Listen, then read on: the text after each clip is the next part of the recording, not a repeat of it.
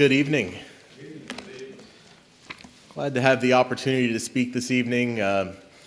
Mike reached out to me about a week ago and asked if I could fill in for him tonight as he'll be traveling back from CYC. He said I was planning on getting back in time to preach, and I just thought, boy, that would be tough. Even if he did make it back, I can't imagine driving that far all day long with a van full of kids, pulling up, walking right in, and preaching a lesson. Boy, if anybody can do it, it's Mike. But not gonna put him through that. This evening I want to talk about this idea of trusting God no matter what happens, no matter what you're going through, no matter what kind of challenges you may be experiencing in your life. Looking back, I still consider myself fairly young, but yet I can look back on my life already and see so many times of trials, of challenges, things that really tested my faith, going through some mental health challenges, going through some marital challenges early on, financial challenges, and those were all right on top of each other, as is often the case. Maybe some of you can relate. We've had challenges with fertility. We've had challenges with medical issues, with JJ especially, very touch and go for a while there. We've had challenges with special needs in our family, and all of those things have taken me to the point where, you really start to question things. And you really wonder why you're going through things and how you're going to get through it. And the focus tonight, we're going to look at several examples of folks who trusted God no matter what they were going through, regardless of their situation, regardless of how challenging it could be, regardless of whether their lives were threatened, whether whatever the case may be, their family is threatened. They trusted God no matter what, and I think that's an inspiration. I think that can be an inspiration to each of us, because I know the things I just listed are not unique to our family. Every one of you can have a similar list, and I'm sure does have a similar list. We kicked off the Grieving Saints, the Healing Waters Ministry yesterday, and folks who have recently, fairly recently, within the past few years, lost loved ones. That's a challenge I can't quite relate to, and yet I know that those kind of challenges, that kind of grief, is a trial that's very difficult to overcome. And it's one of those things, add up to the rest of the list of things that we have to deal with in this life. And now most of the challenges we're going to look at, most of the trials that we're going to look at, most of the examples we're going to look at this evening are folks who suffered for Christ. And I don't want to conflate that with some of us who suffer simply because we live in a fallen world. Maybe those are different things, but I think our attitudes towards suffering can be the same, whether we're suffering as a result of a fallen world or whether we're suffering as a result of standing up for Christ. The important thing is that we hold fast to our faith, and that's what we're going to see throughout this. The first story I want to look at is one I think we're all familiar with. It's the story of Hananiah, Mishael, and Azariah. These Hebrew boys were taken into Babylonian captivity. They were trained in Babylonian literature and customs, and they were given Babylonian names, which are actually the names we know them by, right? Shadrach, Meshach, and Abednego. God blessed these young men because they were faithful to him, as well as their friend Daniel. And we'll look at this in a little bit as well, but they refused to defile themselves with the king's food and wine. And King Nebuchadnezzar ended up making them administrators over Babylon, put them in high positions. Despite some, at least nominal recognition, as Daniel had interpreted some dreams for Nebuchadnezzar, Nebuchadnezzar had realized that, Daniel, the God of Daniel and the God of his friends was the true God. At least he stated that. But Nebuchadnezzar still set himself up to be worshipped. We recall the story, right? He set up this 90-foot tall golden statue. We read about it in Daniel chapter 3. 90 feet tall, like 7.5 stories. That's kind of amazing to me, right? This is, if you've been to the Statue of Liberty, I think that's about 150 feet. So this is significant. A statue made of gold. And when the music would play, this certain type of music would play, all the officials, everybody was to bow down and worship this golden statue of Nebuchadnezzar, basically honoring him, the king, as a god.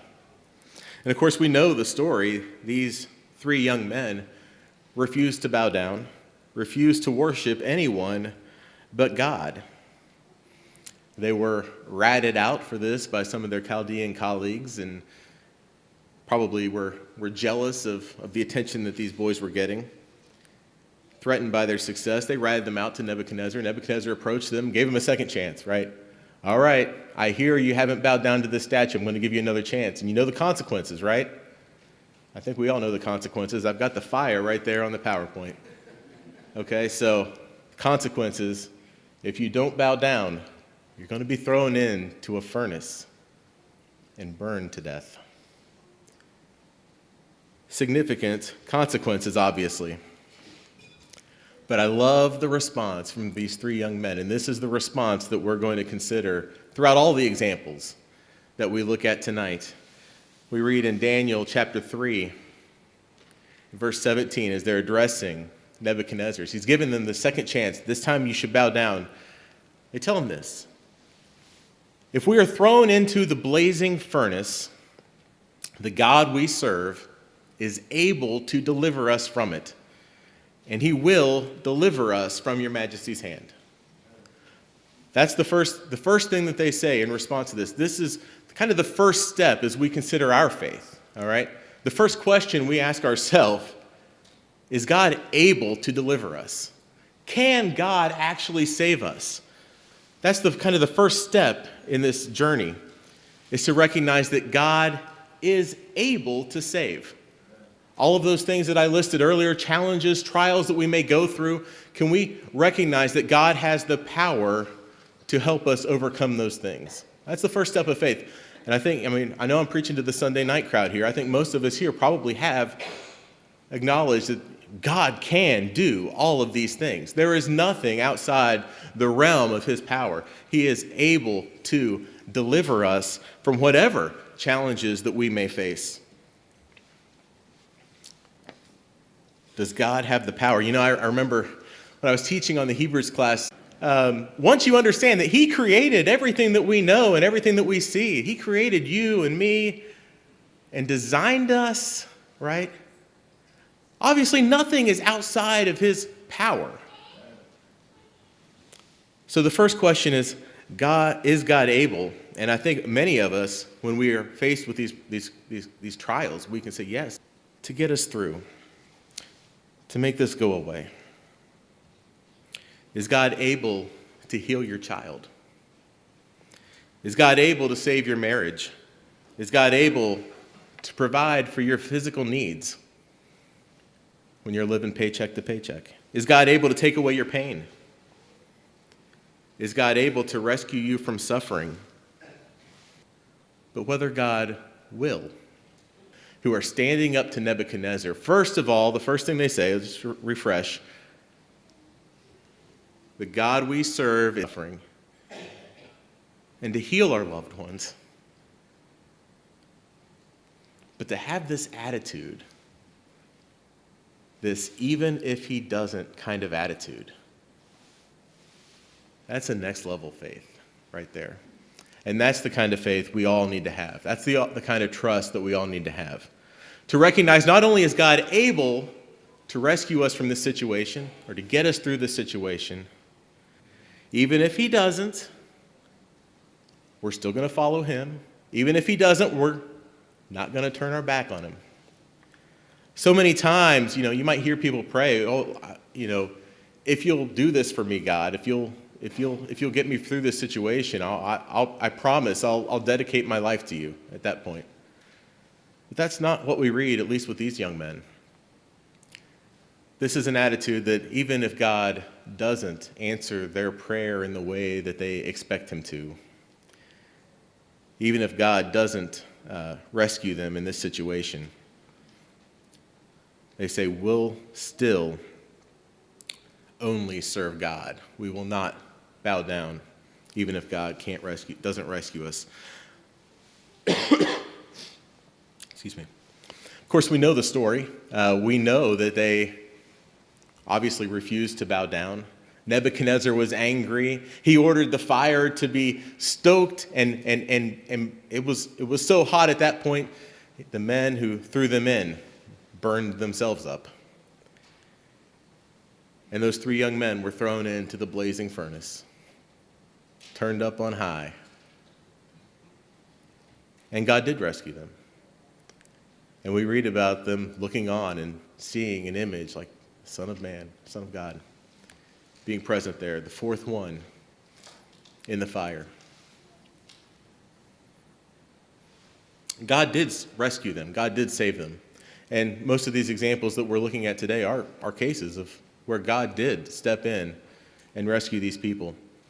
But the attitude is something to think about. No matter what, whether God acts or whether God doesn't act, we're still going to be faithful. We're still going to stand strong. We're not going to move because we know we're standing on God's side. God is able, but even if he doesn't, we still follow him. So there's lots of examples we can look at that kind of replicate this. We think about Daniel. We just mentioned Daniel as one of the friends of Hananiah, Mishael, and Azariah. Daniel is the Hebrew name. Oddly enough, we still refer to him as Daniel, probably because it's really easy to do. We call the others by their Babylonian names. Daniel's Babylonian name was Belteshazzar, but that doesn't quite roll off the tongue very easily, does it? But Daniel's another example. We know the story of Daniel, right? Especially the one they teach in the children's church, right? Daniel in the lion's den. All right, so Daniel too was able to stand up and say, look, I'm going to pray to my God. Even if you tell me I can't, I'm still going to do it because it's the right thing to do. I'm not going to change. And he got thrown into the lion's den as a result. But we know God closed the mouths of the lions and spared Daniel. But the verse I really want to look at is actually in Daniel chapter 1, because that sets the tone for why Daniel was able to stand up in that situation. You get an insight into Daniel's personality a little bit there in Daniel chapter 1 and verse 8. Really him and his 3 friends.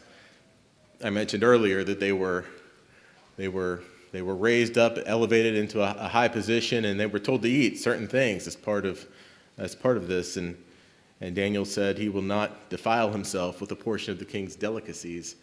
But I love the way the King James and the New King James kind of phrase that in verse 8, that Daniel purposed in his heart.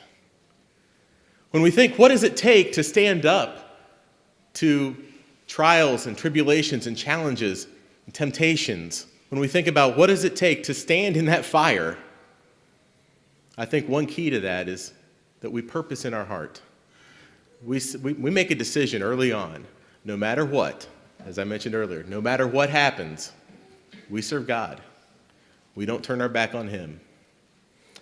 As dark as things get, we know who's in control. Daniel purposed in his heart that he would not defile himself with a portion of the king's delicacies, nor with the wine which he drank. And I think we can learn from that as well. To stand up to these trials, we've got a purpose in our heart. We've got to decide, no matter what, we will stay faithful. Another great example of suffering, of course, is Job. God said, consider my servant Job. And we'll consider him tonight. We think of all the things that Job went through, and I know you guys are all familiar with the story, but even in Job chapter 1, we start seeing things being taken away from him.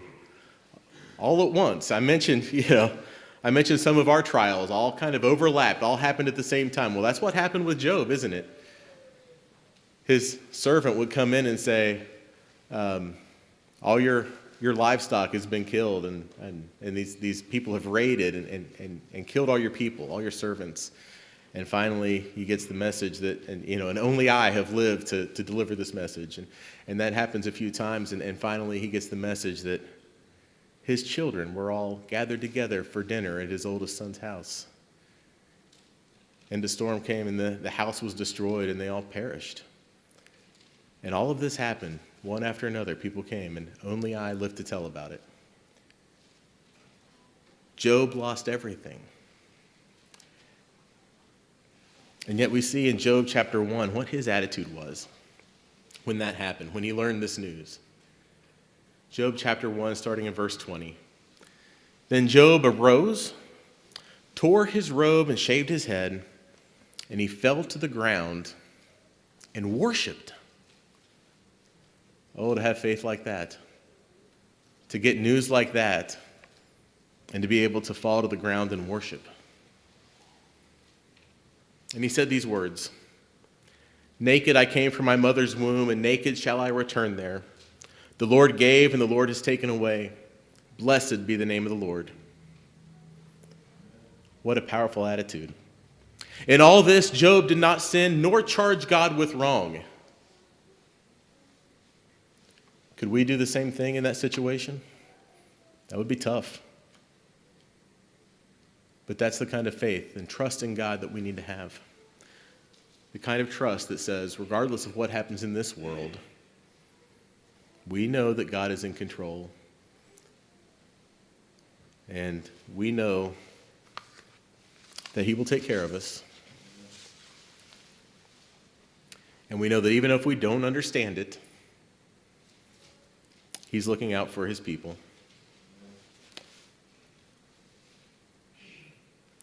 We'll continue on here. What about Abraham? A great man of faith. We think about Abraham and discuss him a lot. We talked about him, and again, when we were covering the Hebrews class, and that's what I'm going to bring up again, because Abraham was a great man of faith. He was pointed out for multiple things. We know that he left his homeland and went to a place that God was going to show him. He left out of faith. He didn't know where he was going, but he knew God would lead him where he needed to be. We know that God blessed him, that he made a great promise to Abraham, that through his lineage all the nations would be blessed. And we know that he was given, in his old age, he was given the son of promise, Isaac. But we also know that Abraham went through another great trial, another great test of faith, when he was commanded to offer Isaac, his only begotten son, as a sacrifice. Another situation I just can't even imagine. But we have the faith of Abraham as an example. And the way the Hebrew writer describes it, it gives us a little bit of insight into what might have been going through Abraham's head at the time. We don't necessarily see this in the Genesis account, but we do see what the Hebrew writer, inspired by the Holy Spirit, tells us what Abraham was thinking. Hebrews chapter 11, starting in verse 17. By faith, Abraham, when he was tested, offered up Isaac. And he who had received the promises was in the act of offering up his only son, of whom it was said, "Through Isaac shall your offspring be named." He considered that God was able even to raise him from the dead, from which, figuratively speaking, he did receive him back. The story, you know the story. Abraham was ready to go through with it. He had the knife in his hand. He had Isaac on the altar. And God provided a sacrifice in his stead. He stayed Abraham's hand at the last moment and saved his son Isaac. And you think about the kind of faith that must have taken from Abraham. And you see what's going through his head here. Not too dissimilar to what was stated by those young men in Babylon. That I know that God can save my son. And even if he doesn't, he can raise him from the dead. After all, God made a promise and he intends to keep it. Because we know God can't lie. And if God tells us he's going to do something, he'll do it. Abraham knew that. He said, God can make a way to spare my son. He can stay my hand, but even if he doesn't, God was able even to raise him from the dead. What great faith we have from Abraham. But we see the similar kind of attitude in the New Testament as well. In fact, we see it from the Son of God himself. Consider Jesus' prayer in the Garden of Gethsemane. Oh, Jesus suffered greatly even before the cross. We see him praying to God in anguish. And Luke records this statement, Luke 22, verse 42, saying, Father, if thou be willing, remove this cup from me. Nevertheless, not my will, but thine be done. Is that not the same kind of attitude we've been talking about all evening? This attitude that, God, you're able.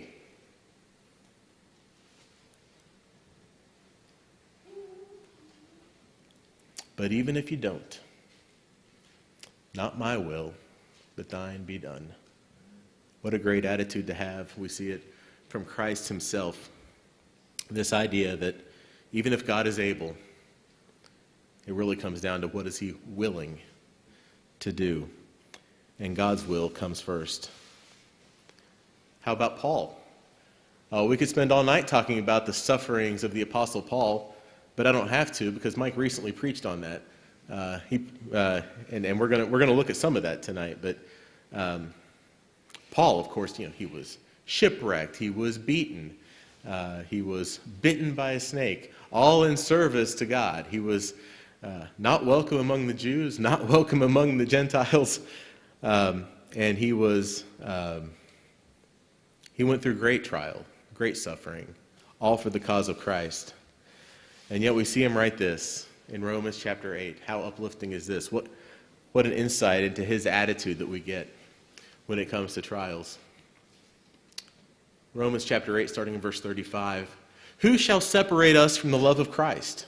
Shall trouble or hardship or persecution or famine or nakedness or danger or sword? Well, that's the question we've been asking tonight, isn't it?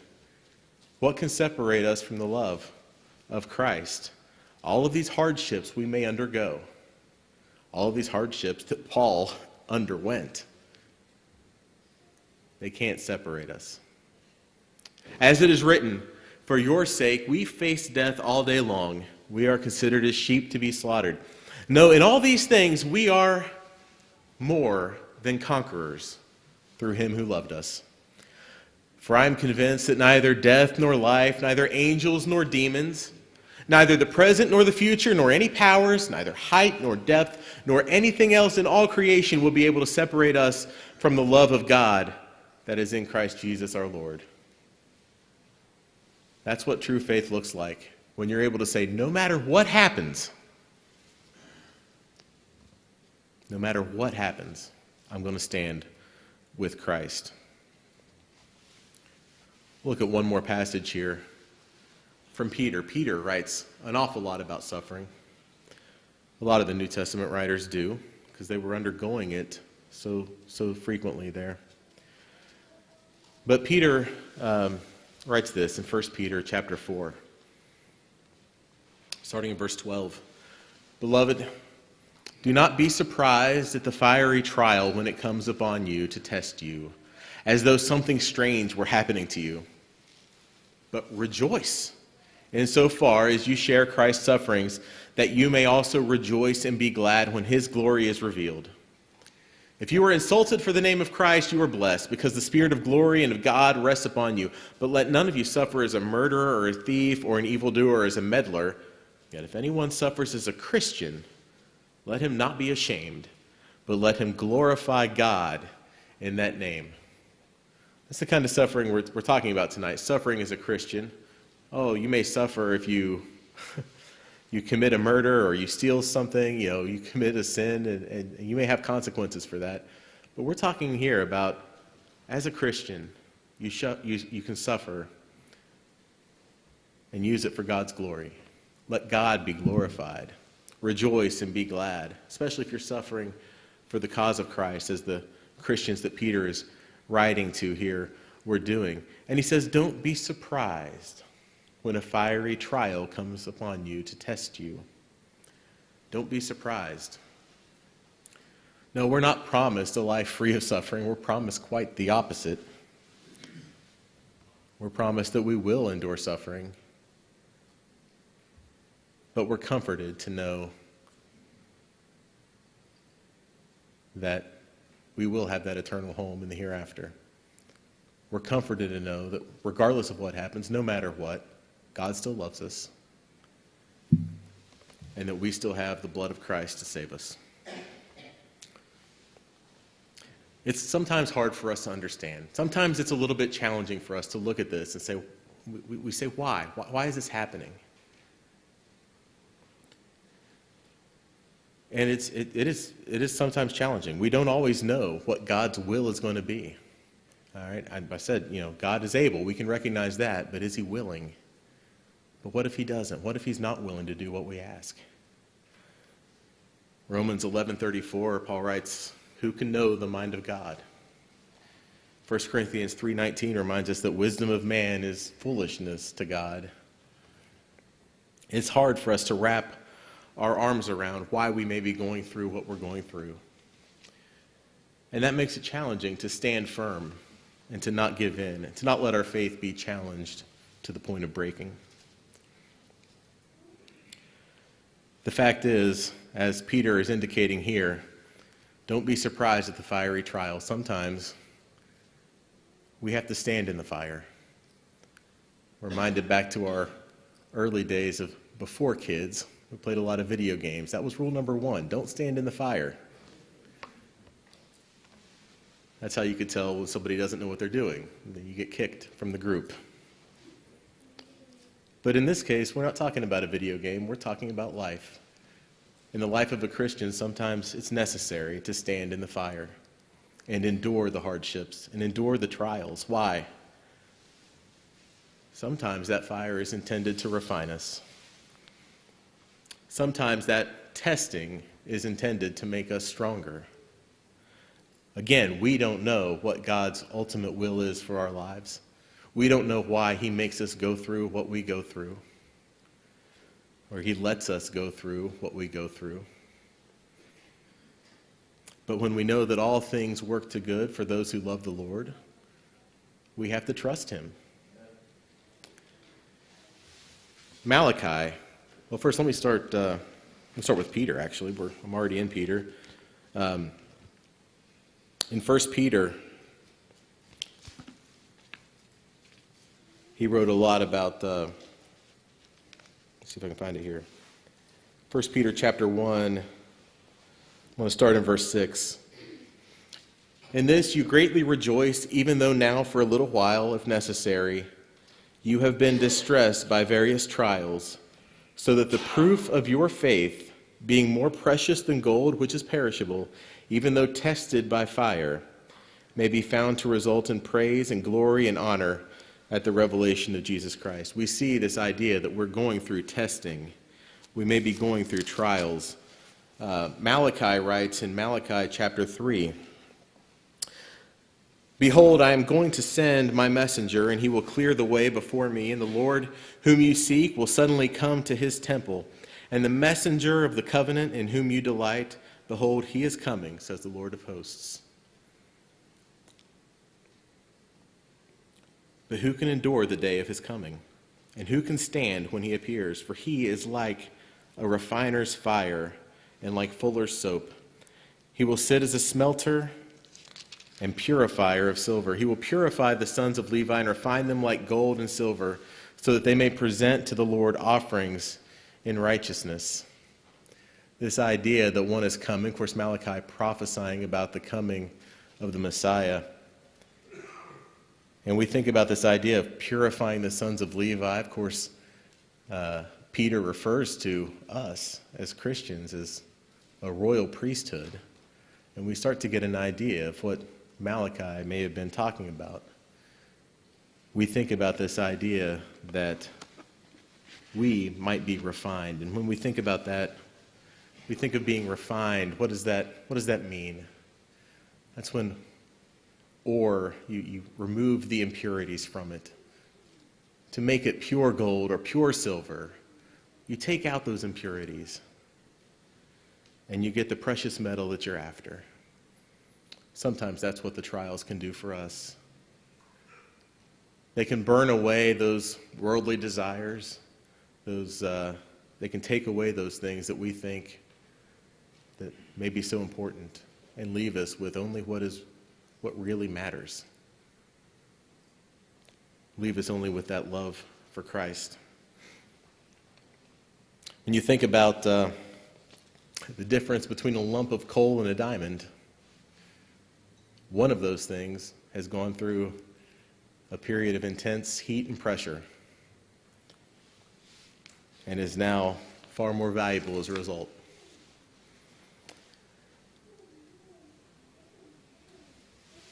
Again, we don't know exactly why we go through what we go through, but we do know that God is in control and that no matter what, we need to follow him, as challenging as it may be. Just like those 3 young men, we need to be able to say, oh yes, God is able to save us. But even if he doesn't, we're not going to bow down to anybody but him. So we wrap up this evening. Take a look at John 16, the end of verse 33. Christ says this, "In the world you will have tribulation, but be of good cheer. I have overcome the world." That's the ultimate hope that we have. That's why we can say that no matter what, we are going to stand with God. We are going to stand with Christ. We're not going to give in to any temptation that may come about, that we're willing to stand in the fire and be refined. Because no matter what, we trust God. And we know that Christ has overcome the world. And so all of these things will pass away. And we know that we will be with him in the future. Obviously, tonight, the invitation is available to any of you who have not yet obeyed the call of Christ. Christ makes this promise to his people that he has overcome the world. And if we're struggling with temptation, with trials, we need to make sure that we are standing on his side. If you've not yet been baptized and given your life over to Christ in that manner, you have the opportunity to do that this evening. But if you're already a Christian and you're going through these challenges and you're wondering, how am I going to make it through? How am I going to make it through this? The church can help. And if you need the prayers of the church, you have that opportunity as well to come forward and ask. And we'll be happy to do that. If you have any need at all this evening, I encourage you to come forward as we stand and sing.